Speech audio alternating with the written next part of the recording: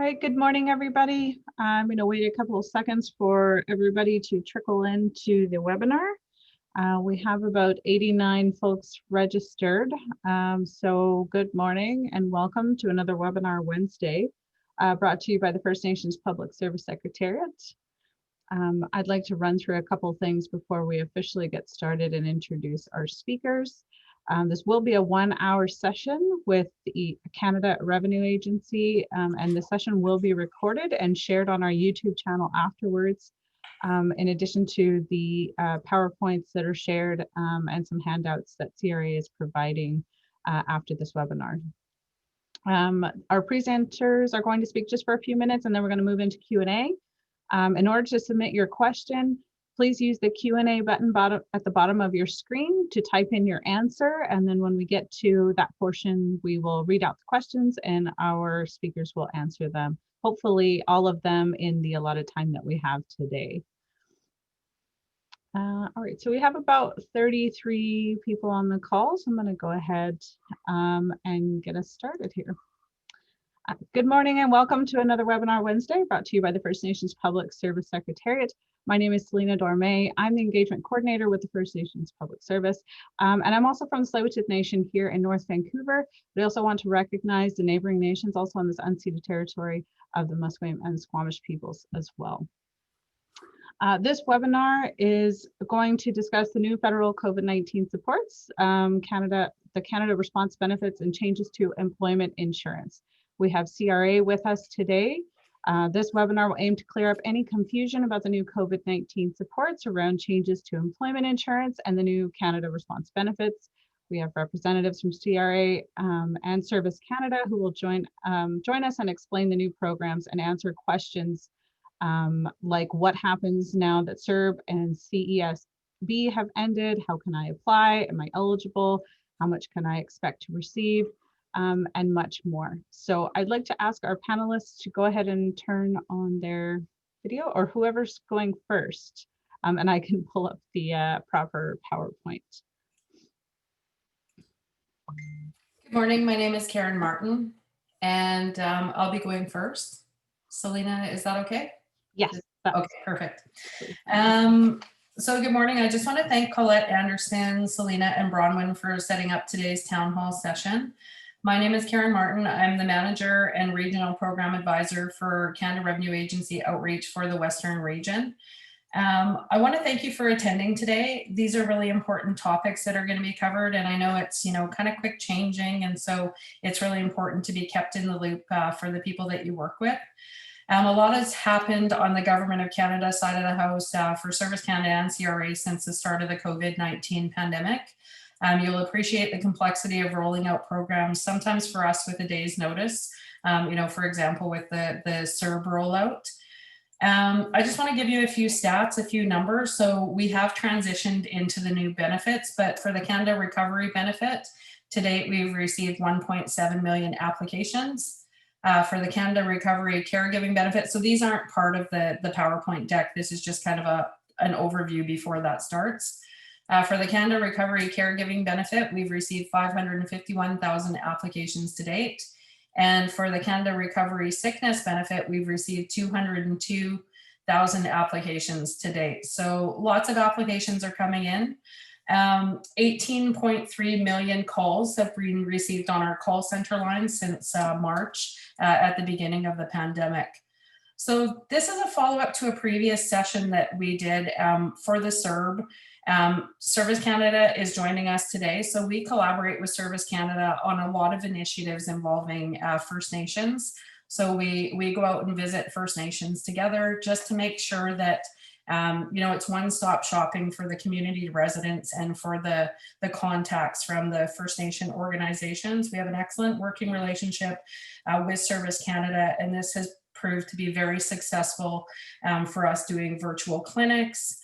We're doing virtual support sessions now where we're trying to, help people with questions that come up so that you can talk to an outreach officer or a Service Canada officer right on the spot to get answers.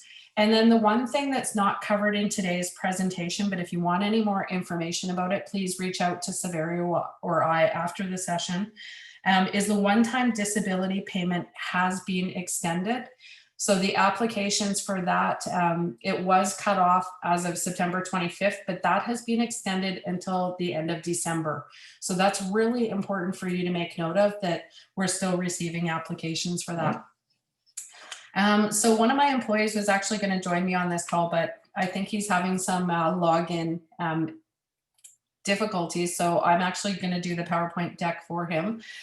So what I'm going to be covering is the new COVID-19 measures that we've come up with in the fall of 2020. So these, of course, are, CRA and Service Canada initiatives.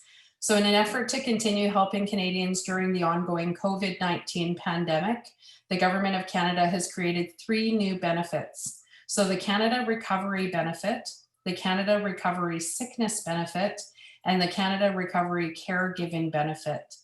So how you can apply for these credits, I'm going to go through more details. And if you have any questions, please ask your question online. If we can't respond to it today, we'll get back to you after the session. But these credits are available to be applied online at My Account or by calling the automated toll-free line at 1-800-959-2019 or 1-800-959-2041. You will get a copy of the PowerPoint deck after the session, so you don't have to write notes fast and furiously, and we'll make sure that we provide you with resources that you're able to contact us. Slide 2, please, Selena. So the Canada Recovery Benefit, so what is that? That's giving income to support employed and self-employed individuals who are not entitled to employment insurance. So if someone is eligible, they can receive $1,000 for a 2-week period. They need to apply every 2 weeks, and they may apply for up to 26 weeks. So for more information on this Canada Recovery Benefit, the link at the bottom when you get the PowerPoint deck will be a live link, and you can link right into that to find out the other eligibility requirements. So what's really important to note is CERB has ended, so CERB, so the Canada Emergency Response Benefit, and these are the benefits that are replacing that benefit. Slide 3. Hello. Hi, Karen. Hi, so we're on slide 3 of the PowerPoint, Saverio. We're live, so are you able to take it over, or do you want me to continue? No, I can do that. I'm sorry about that. I was having technical difficulties getting things started this morning. Sorry about that. So okay. Slide 3. Yeah. So the Canada Recovery Sickness Benefit. This gives income to employed, income support to employed and self-employed individuals who are unable to work because they're sick or in need of self-isolate due to COVID-19 or have an underlying health condition that puts them at great risk of getting COVID-19. The Canada Recovery Sickness Benefit is a payment of $500. This is before taxes withheld. So for each one period that you apply, the CRA withholds 10% tax at source. So you actually get a payment of $450 per week. So how the eligibility periods work. Each Canada Recovery Sickness Benefit period is a specific 1-week period. When you apply, you receive the $450, which is $450 after taxes withheld for that period. It does not renew automatically. So if your situation continues, you must apply for your second eligibility period separately. And you can apply for any eligible 1-week period for up to 60 days after that period is ended. So if you didn't apply for it, you didn't know that this was available to you, you have 60 days from that, when that period ended, to apply for the benefit. And you can apply for a maximum of 2 weeks. The dates in between that you can apply, September 27th, 2020 till September 25, 2021. And the 2 weeks do not have to be taken consecutively. So everybody will get up to 2 weeks maximum. And if you need 1 week, that's great. If you need 2, you can take 2. Or if you have 2 separate incidences where you need 1 week now and 1 week maybe 2 months later, you can do so. To be eligible, in order to be eligible for the Canada Recovery Sickness Benefit, you must have been unable to work at least 50% of your scheduled work week because you were self-isolating for one of the following reasons. You were sick with COVID-19 or may have COVID-19. You are advised to self-isolate due to COVID-19, or you have underlying health conditions that put you at greater risk of getting COVID-19. Also, you must not have applied or received for any of the other following benefits. So if you applied or you were in receipt of, say, the Canada Recovery Benefit, the Canada Recovery Caregiving Benefit, any kind of short-term disability benefits, workers' compensation, employment insurance, or the Quebec Parental Insurance Plan, if for those of you living in the Quebec region, if you're in receipt of any of those monies, then you would not be eligible for this because you are receiving other compensation. Also, to be eligible as well, you need to reside in Canada and were present during the full 1 week that you're applying for, at least 15 years of age or older with the valid SIN.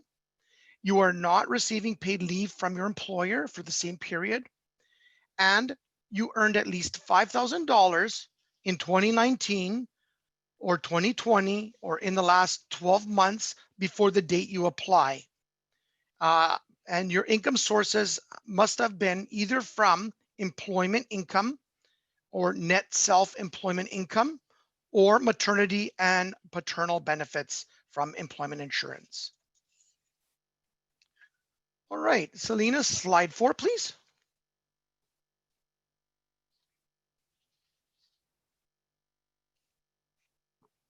Okay, Canada Recovery Caregiver Benefit.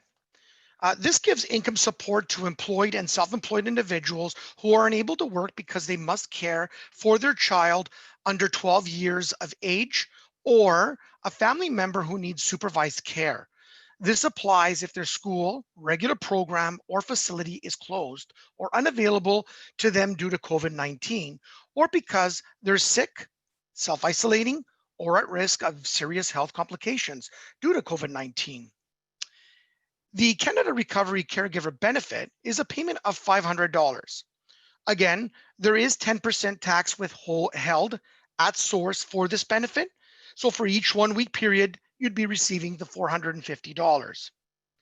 Only one eligible individual in the same household living as a family at the same address can apply for this benefit. So this is very key.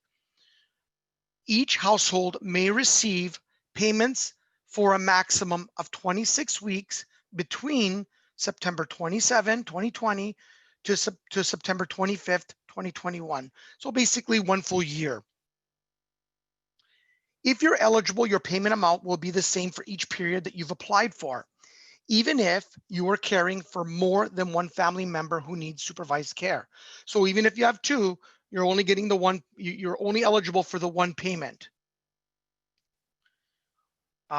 Or if you worked less than 50% of the work week. So again, the eligibility criteria for this is you were unable to work at least 50% of your scheduled work week because you were caring for a family member. You were caring for a child under the age of 12 or a family member who needed supervised cares because they're at home for one of the following reasons. Your school, daycare, day program, care facility is closed or unavailable due to COVID-19. Their regular services, the regular care services are unavailable due to COVID-19. The person under your care is sick with COVID-19 or has symptoms of COVID-19, at risk of serious health complications if they get COVID-19, or self-isolating due to COVID-19. And you did not apply or receive for any of the following. Again, it would be the same as the previous benefit. You weren't receiving the Canada Recovery Benefit. You weren't receiving the Canada Recovery Sickness Benefit, short-term disability benefits, workers' compensation, or employment insurance. If you're receiving any other monies, then you would not be eligible for the benefit. So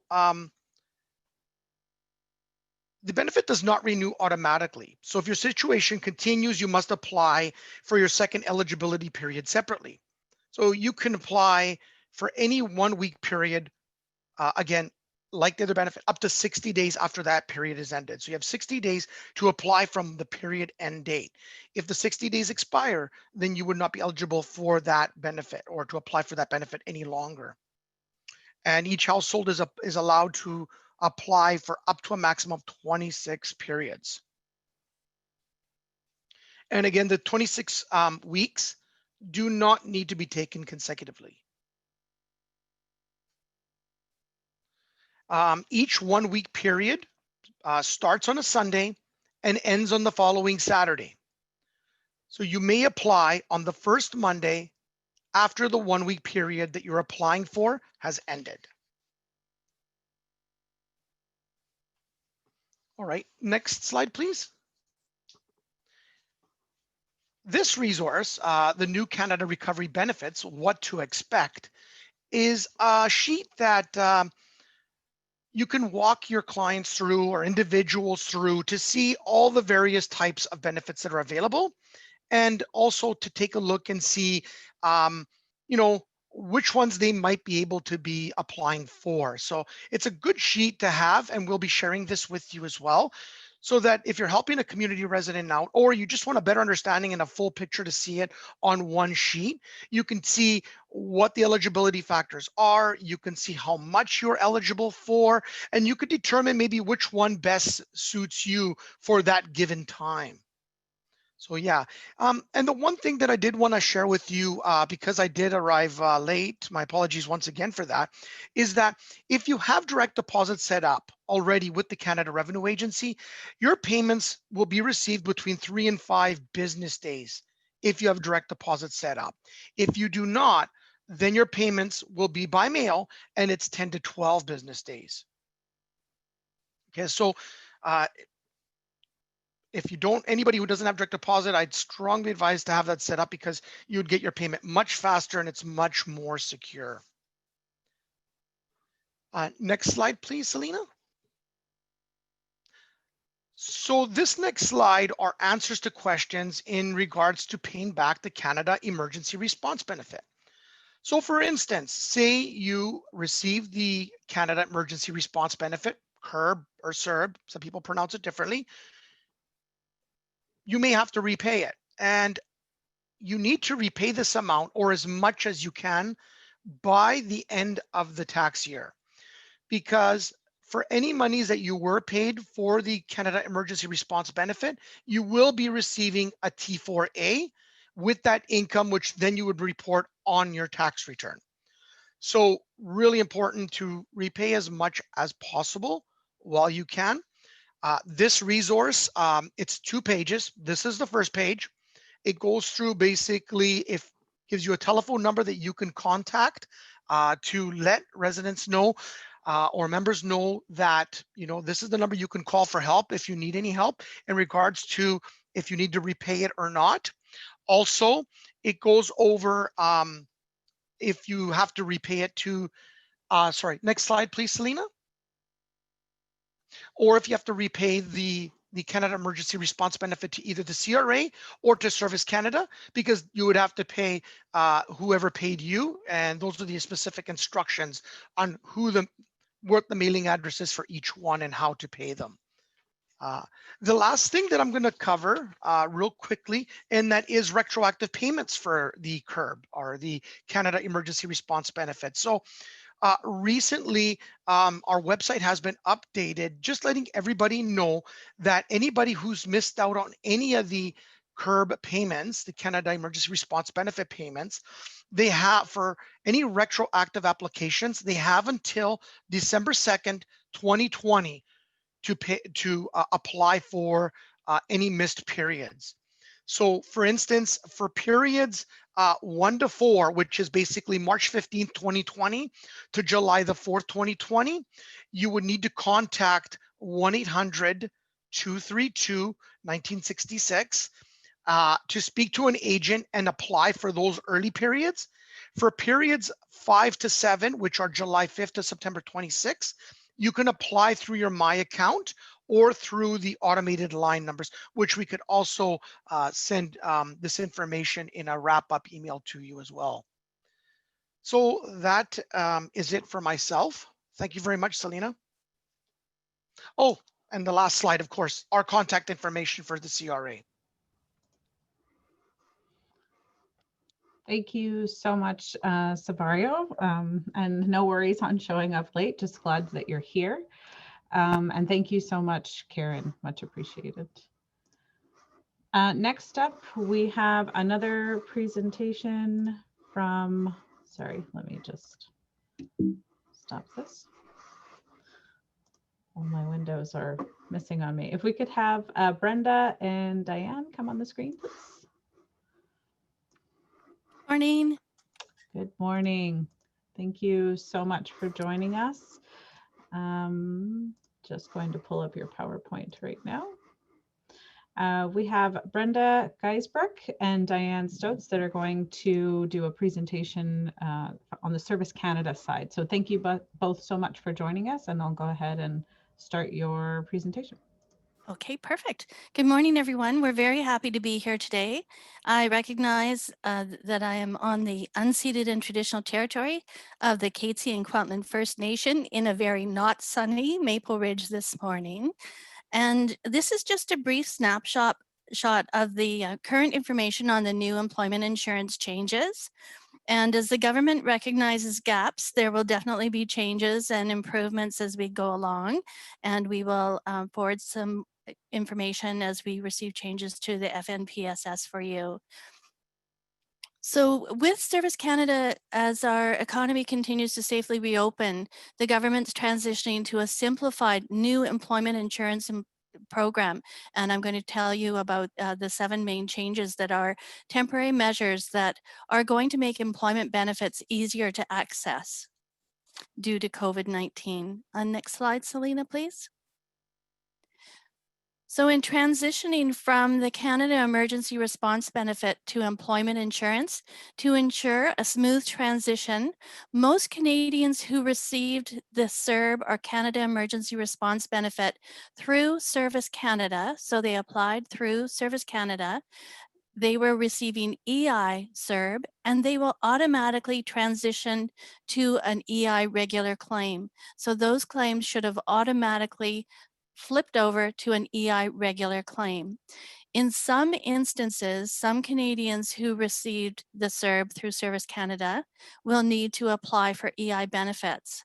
And so those could include individuals with a 900 series social insurance number, self-employed workers who receive benefits through Service Canada, Canadians who receive CERB and applied through Canada Revenue Agency, or clients who may be eligible for special benefits would have to apply for EI for those special benefits. For Canadians who are EI eligible, who received the CERB through Canada Revenue Agency, once their 28 weeks of the CERB has been exhausted, then they will need to apply for EI benefits from Service Canada. All clients will apply through the usual EI online application and submit weekly, bi-weekly reports. And EI benefits are taxable, and federal, provincial, or territory taxes are going to be deducted from those payments. Next slide, Selena. So these are the temporary measures. These measures are going to be in place for 1 year, and these are all a response to COVID and making EI more accessible for Canadians. So the first one is a one-time insurable hours credit. So now the minimum someone would need to apply for EI is actually 120 hours. The one-time credits are a 300-hour credit for claims for regular or work sharing benefits and 480 insurable hours for claims for special benefits. So special benefits include sickness, maternity, parental, compassionate care, or family caregiver. As of September 27th, and all of these temporary EI measures are as of September 27th, there will be a minimum benefit rate of $500 per week or $300 per week for extended parental benefits. So when you applied for EI, your benefit rate was 55% of your normal weekly earnings up to a maximum now of $573. If your benefit rate is under $500, you will get this minimum $500 benefit rate instead. The next change is a minimum EI unemployment rate. So the unemployment rate across Canada is around 13% for most of Canada. And so now the fixed unemployment rate is going to be 420 hours for regular claims and the $600 for, 600 hours for the special claims. But remember, you have that minimum 120 hours and those one-time credits to use for your claims. The next one is there will be no allocation of monies paid on separation when you file your claim. So you might remember previously, if you received wages in lieu of notice, separation monies, sickness money, sickness leave credits, or vacation pay, that would be allocated and that would prevent payment of your claim for a period of time. And so now they will not be allocating those monies. So regardless of the allocation or the start date of a claim, anytime between the week of September 27th and the week of September 19th, 2021, an allocation will not be input. The next one is extension of the qualifying period up to 28 weeks. And so this qualifying period, so that is the period of time that they go back to get the hours that you may need to qualify for a claim. So with COVID, a lot of people needed to be on the CERB for 28 weeks. And so they are going to go back an extra 28 weeks to help you get those hours that you need to qualify for a claim. The next one is the waiting period. Some of you may remember when there was a 2-week waiting period, and then there was a 1-week waiting period that everybody served and no one was paid for. And this was to prevent having overpayments on your claim in case you had monies paid out on separation. And now, as of September 27th, all the way to October 25th, with claims starting between September 27th, 2020 and October 25th, 2020, there will, oh, sorry, I'm reading the wrong one. I'm very sorry. So as of September 27th, with the waiting period, there will be no waiting period unless it is to the advantage of a person. And where this can come into play with a waiting period is if, say, somebody is a teacher and they have a sub-plan where their employer will pay them for the 2-week waiting period. It's to their advantage to have a waiting period, and so it will be served in those cases. The next one is for fishing claims. And so the new temporary measures have been implemented to support self-employed fishers who rely on EI fishing benefits in the off-season. EI fishing benefits will be calculated using either their actual fishing earnings for their current claim or their fishing earnings from their claim for the same season from the previous year, whichever is higher. The next one is about reasons for separation.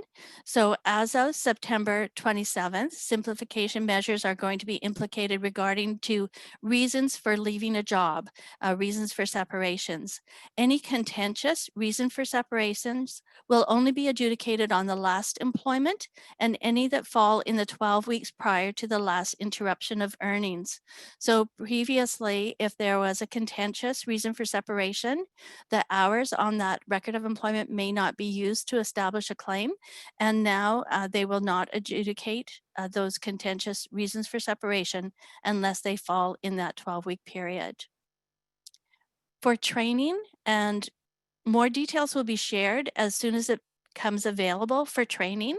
As of September 27th, 2020, they are going to simplify measures that are going to be implemented in regards to referred or non-referred training. So there will be more ways to take training while you are on employment insurance. Right now, there's lots of ways to take training while you're on EI, and they are going to simplify this process as well. And so again, this is the current information that we have. And you know, as changes come up, you can check our Service Canada website, and we will send more information also to FNPS. And the next slide. So Brenda and I are on the Community Outreach and Liaison Services team. And so our role, as Karen said, you know, it's very similar to their outreach team, that we are out in the community ensuring citizens are receiving the benefits entitled to them, usually by doing information sessions or super clinics with CRA.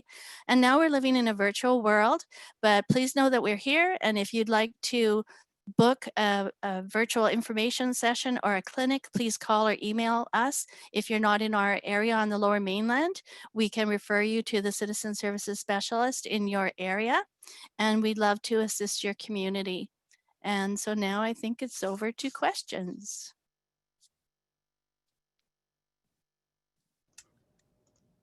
Thank you so much, Dianne, for that overview, and to our other panelists as well. We're now going to open it up to questions. We do have 2 questions in the queue, as well as some questions in the group chat. So I'm just going to go ahead and start with the first one, and our panelists can jump in and answer where it applies to you. I want to reiterate, to submit your questions, please use that Q&A box at the bottom of your screen to type in your question. You can also use the group chat. There is a little chat button at the bottom of your screen, so you can send messages to all of our panelists and to everyone else on this call. Or you could also raise your hand and ask your question live if you'd like. To do that, you click on the participants list, and at the bottom of that list, there's a row of icons, and there's one that looks like a little blue hand. So if you want to ask your question live, we'll give you the ability to turn on your audio and ask your question live if you'd also like to do that as well. The first question is from Carmen. I'm looking for more information on eligibility for the new benefits. I'm hoping that we were able to cover all of that information in the presentations that were just given. So perhaps, Carmen, if you have some specific stuff that we didn't cover, please go ahead and send us another question. The next one is an anonymous question regarding CRBs. If you work on reserve, will money still be deducted for income tax? For example, receiving $400 versus $500. Hi, Selena, it's Saverio. So with the new benefits, yes, the tax will be withheld, but if an individual is exempt of tax, then what would happen is they would file their tax return, and those monies would be refunded on their tax return, is what would happen. Great, thank you so much, Saverio. The next question is from Erna. How is the phishing money applied for?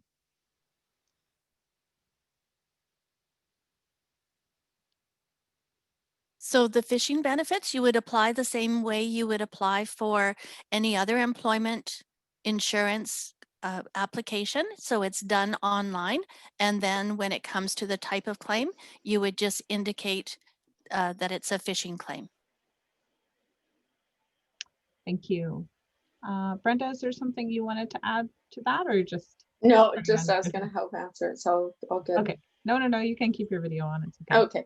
It's lonely over here. Put your video on. The next question is, the free 1-800 number still available specifically for First Nations to call and ask questions about any or all COVID supports and benefits?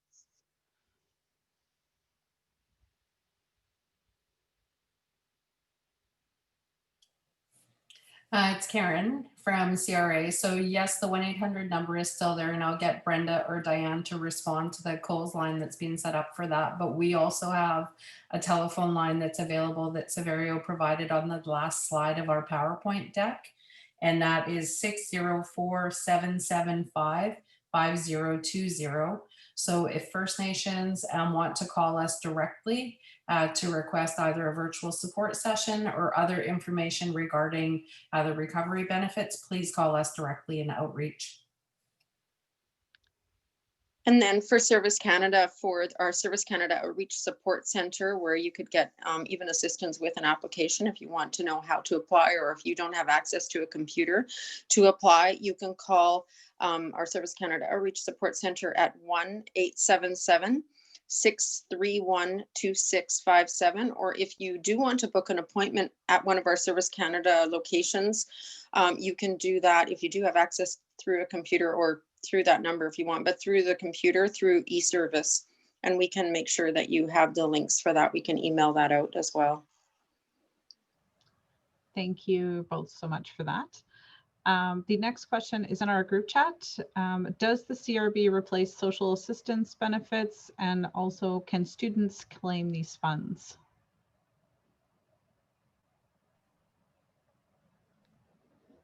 Hi, Selena. The CRB does not replace social assistance. It basically replaces monies lost due to the inability to work because of COVID.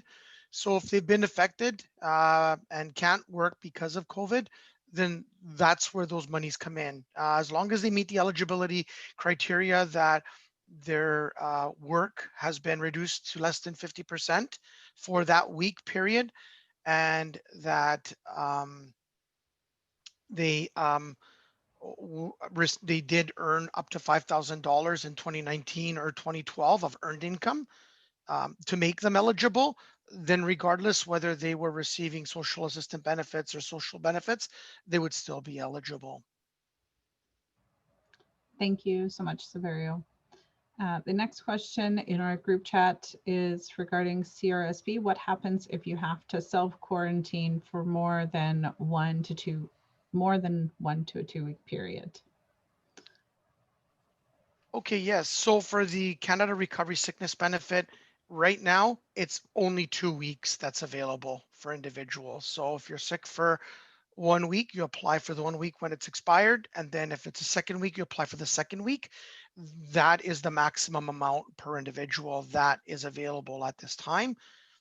But you never know. Sometimes some of these benefits do get changed along the way. If that happens, then we will let everybody know and send some emails out and just getting the word out there. But for now, it's only 2 weeks. Thank you for clarifying that. The next question is, where clients are not usually required to file income tax, income not high enough or on reserve employment, do you have to file income tax for 2019 in order to get the recovery benefit? You don't have to file a tax return in order to get the recovery benefit, but by filing a tax return, it would make you eligible for all the benefits and the credits out there, like the GST, the Canada Workers Benefit, Canada Child Benefit if you have children. So by filing a return, even when you're tax exempt or you have zero income, it opens up all those benefits to you. The Climate Action Tax Credit, all of those things, they are calculated based on the tax return. So even if you had zero income, you would still receive those benefits. So it's an advantage just to apply for them, because it opens up the door to all those extra benefits that you could be eligible for. As for having to complete a return in order to be eligible for the new benefits, they don't, but they may ask for proof that you did have the $5,000 of working income if your file does get reviewed. Great, thank you for that. The next question is, I'm a self-employed commercial fisherman. Why are fishing earnings not going back to 2018, as 2019 was not a very lucrative year, and we had COVID, and COVID had hit this year? This was similar to a question that we had received via email as far as how far back the benefits could go back for EI. So I think it was Brenda or Dianne that was able to clarify that. What we do know is if you're a fisher, they will look at the earnings from 2018, 2019, 2020 summer, winter seasons, depending. So they'd look back at that same season to determine your benefit rate. What has happened due to COVID is that the unemployment rate is changed so that the minimum that a person would receive, you'll receive at least $500 per week before taxes, but you could receive more than that. So I know that doesn't really answer your question, but we could do a little more research on it as well. Great, thank you so much.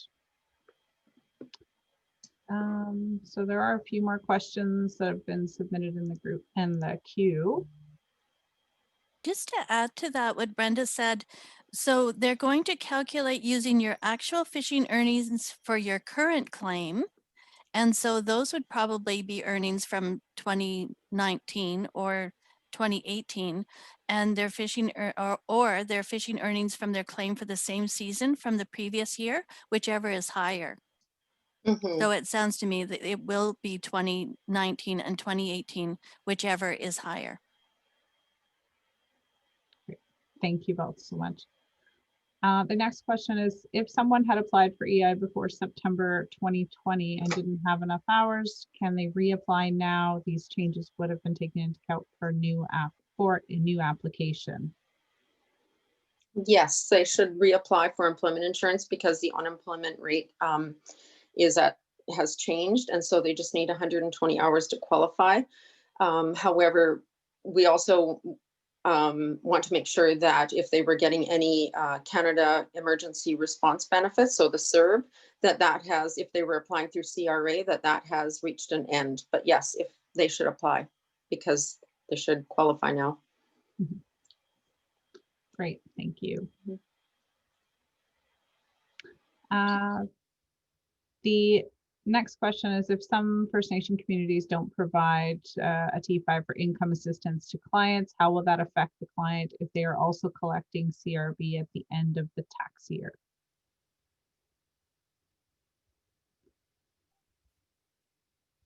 So for the $5,000 of income, working income required to be eligible for these benefits, T5007 income assistance is not an income that's counted. It's not considered as a working income. That income would not count to make you eligible for any of the new Canada recovery benefits, unfortunately. So that would be the first thing. So if they don't receive the slip, it's not going to have an implication because it doesn't get reported on a tax return regardless, because it is exempt when it's from the First Nation. But as well as also when it comes to the new benefits, that income is not counted. It has to be either working income or benefits received from EI or self-employed income. Those are the incomes that are regarded as working income that would be counted towards being eligible for the benefits. Thanks, Saverio. Carmen asks, specifically addressing the eligibility based on the requirement of earning at least $5,000 in previous years in 2019. How do we direct people inquiring about benefits for people who may have not earned that amount in the previous years, but are still impacted by COVID-related employment issues, who may have worked and earned $5,000 in 2020?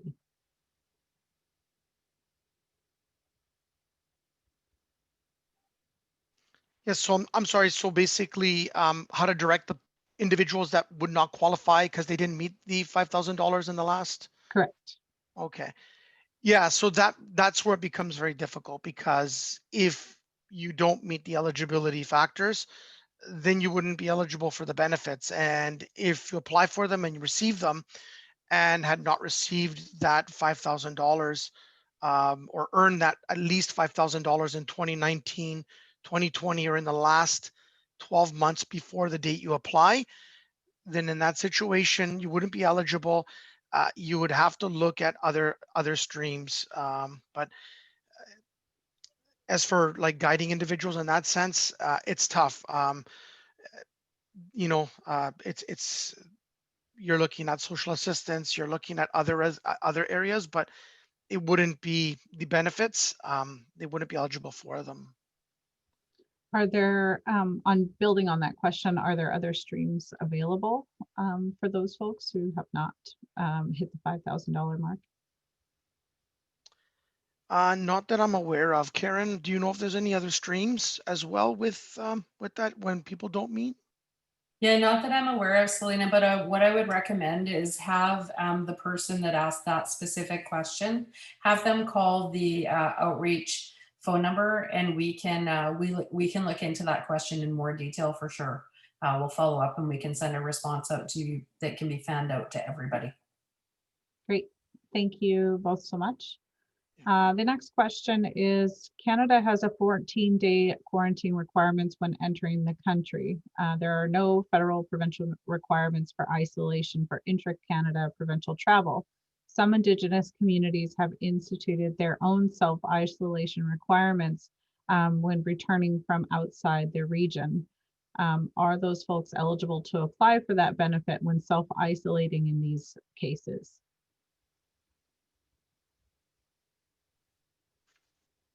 Hi, Selena. Yes, if you are self-isolating because you've been out of the country and you need to now to self-isolate and it's due to COVID-19 related, it is all due to COVID-19, then that's where the Canada Recovery Sickness Benefit would come into play, where you can apply for it and be eligible for it.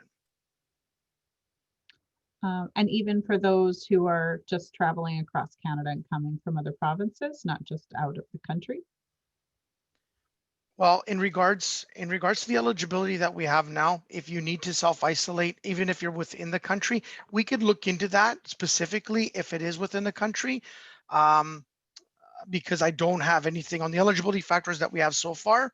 It doesn't really state if it covers for traveling within Canada, but we can look into it and get back to you as well with a follow-up email just to let you know to find that out as well. We can see if that meets as well. Great, thank you.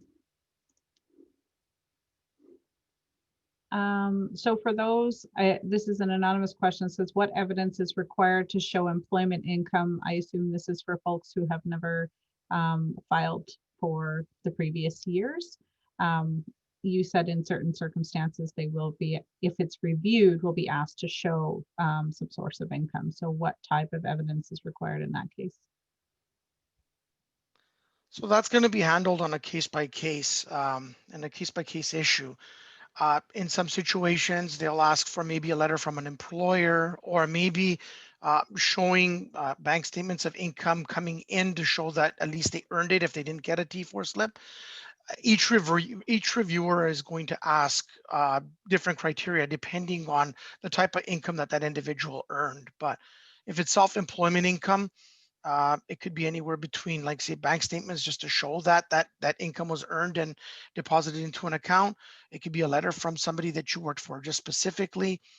It could be also just completing a tax return. There could be, it could be several different factors depending on the individual situation. Great, thank you so much. Yeah. I believe there was a hand raised, or maybe they lowered their hand from somebody who wanted to ask a live question, but you do have the ability to ask your question live too as well. There are a few other questions in the group chat. And thank you, Saverio, for clarifying the type of documents that would be required if they did not file previous tax return. Those were some of the other questions in the group chat. I'm trying to make sure that we don't duplicate questions. The next question is, can you apply for the forced not to work to isolate benefit if it's voluntarily leaving the country? I'm sorry, Selena, could you repeat that one more time for me, please? Yeah, sorry. Can you apply for the forced not to work to isolate benefit if it's for voluntarily leaving the country? I believe, like, in regards to the eligibility for the Canada Recovery Sickness Benefit, if you need to isolate, period, just for COVID-19 and you have just reason to do so, then you should be eligible for that. Any kind of risk factor that you might have, either to for co-workers, whether you're forced to self-isolate or you're self-isolating because you believe that you've been exposed or think you've been exposed, in those situations, that's what that benefit is for. It's for basically for that period, so that people don't have to have that duress or that stress, knowing that they have to go to work just to survive, but then also putting themselves and others at risk. This is put in place for that reason, so that they can at least get that benefit for that time period, so that they're not falling behind, or being able to at least to keep up with living expenses. Thank you so much, Saverio. There are no other questions in the queue, and I believe we've addressed the questions in the group chat. If you'd like to ask your question live, you can raise the blue hand. You can find that by clicking on the participants list. And then at the bottom of the list, there will be a row of icons. If you click on the little blue hand, we can turn on your audio and you can ask your question live to our panelists if you'd like. The next question is, are CRA and or Service Canada representatives available to give presentations and Q&A directly with our communities? If yes, how do we set that up? Hi, it's Karen from CRA. So yes, absolutely. We can do sessions directly to the First Nation communities or any First Nation supporting organizations. So reach out to us through that outreach mailbox or call the line, and one of the officers will get back to you and we'll set it up. And they happen pretty quickly. So it could happen within the next, week to 2 week period for sure. Great. And we can do the same with Service Canada if we do work with Karen. So if you want to contact Karen and she can let us know, or if you want to contact us directly, we can do the same. We'll make sure you have our email address for contact for Service Canada. Thank you both so much. The next question is, will these Q&A be made available to participants through email as well? We won't be transcribing these questions, but the recording will be available on our YouTube channel and our website too as well. And if there are, like I said, there or as our presenters have mentioned, their contact information is on the PowerPoint slides, which will also be shared on our website afterwards as well. So you can contact them directly if you have more questions relating to CRA or Service Canada. Yes. I put my contact information, my email and Brenda's email on the chat. And also if you scroll up a little bit, there's also the general to contact a citizen services specialist, and we'll connect you with the citizen services specialist in your area as well. Thank you for doing that, Diane, much appreciated. Saverio and I can also share our contact information through Selena, so that you can share that out to the people who have attended as well. Thank you very much. We have about 5 minutes left for any other last burning questions that you have for our panelists. Or if you'd like to raise your hand to ask that question live, you can go ahead and do that as well. If I don't get any other questions in the next couple seconds here, I just want to, of course, let everybody know that we try to do these webinars on a regular basis, whether it's funneling information from departments like CRA, Service Canada, or Indigenous Services Canada, as well as our nation-to-nation sharing, where different First Nations are sharing the things that they do in their efforts to address COVID-19. So you can find out more information on all of our upcoming events through our website. If you just click on events at the fnps.ca website. All of our webinars, past webinars, are available on our YouTube channel, which are both the nation-to-nation sharing and informational sessions like this from other government departments. Oh, I did get a question. What are the hours for EI to be eligible, from Anne? I guess the number of hours for EI to be eligible at the moment. It's 120 hours that you would require.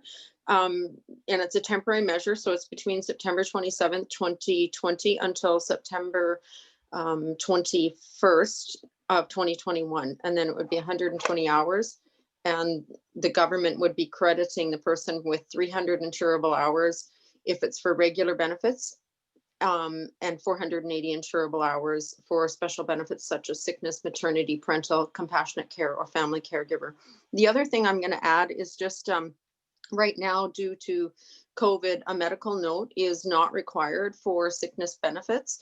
It is required, though, for the purpose of compassionate care or family caregiver, where the doctor does need to indicate that the person, like for compassionate care, is at risk of dying. So those weren't previously required, but as of October 4th, you do need a medical note for those particular special benefits. And then for sickness benefits, we don't actually, during this time period, need to convert a claim over to medical, and a person can just declare medical on their report. So if a person is sick and unable to work, or and it's for the 7-day period, they could just declare that on their reports, and it would be counted as a week of sickness benefits on their claim. Great.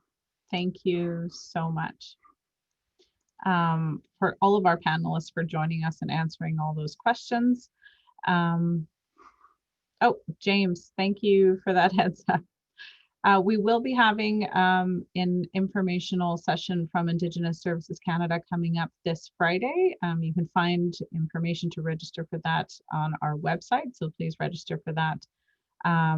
They will be addressing the application process for the Indigenous Community Support Fund through ISC. So please check our website for that. There will be one this Friday and another one on November 10th too as well. So stay tuned and check that out. I'd also just like to remind everybody, if you're not aware of our Facebook group, Bronwyn, my colleague, has just put some information in the group chat about the First Nation Administrators Network group on Facebook. That is another great place for information sharing amongst First Nations. So all the members of that group are band administrators or other levels of management in communities that are sharing resources and information amongst each other at the moment. So you can go ahead and add yourself to the group and start sharing information there. That is it for today's webinar. Thank you all so much for joining us today, and we will see you again because this is the new reality. Webinars, virtual information being relayed directly to you. So happy to do it. I hope you all have a wonderful day. Stay healthy and safe out there. Bye-bye. Thank you, Selena. Selena.